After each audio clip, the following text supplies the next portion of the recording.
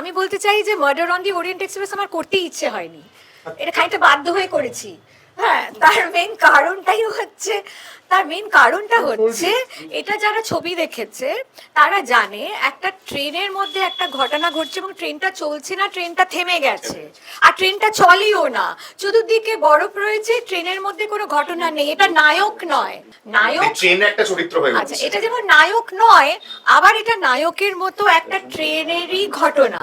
হ্যাঁ, ফলে এটা এত বেশি এটা ভিজুয়াল, হ্যাঁ, যে আমার এটা মনে হচ্ছে এটা অডিও তো অসম্ভব বোরিং হবে।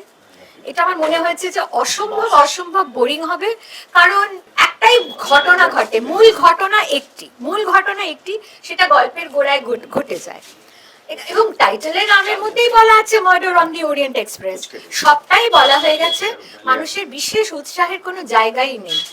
এবং একটা ট্রেনের মধ্যে ঘটনা, সেটা আমি ভিজুয়ালি দেখাতে পারছি না, আর কোনো আকর্ষণ নেই, তাহলে murder on the orient express অডিওতে করে কোনো লাভ নেই। এরকম আমার এই জায়গাটাই ছিল আমার প্রথম অবস্থান, সেই জায়গা থেকে আজকে এখানে এসে বসেছি, তাই অবস্থানটা নিশ্চয়ই পাল্টেছে।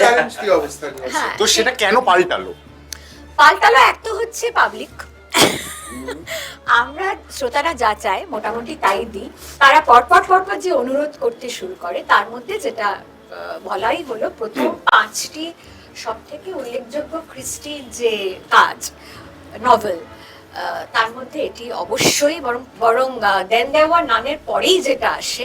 জনপ্রিয়তা যদি দেখি, murder on the orient express সাংঘাতিক জনপ্রিয় একটি নভেল, একটি ক্রাইম থ্রিলার, এবং অবশ্যই সেটা করতে হলো।